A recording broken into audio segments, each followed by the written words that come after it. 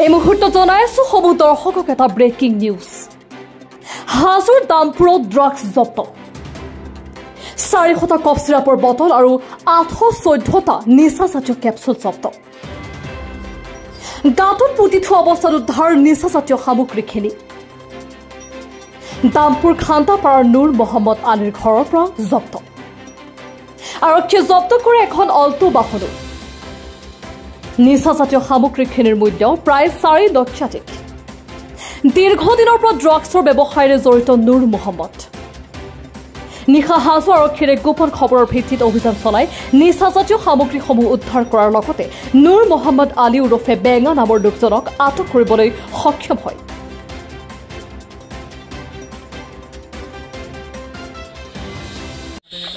কি নাম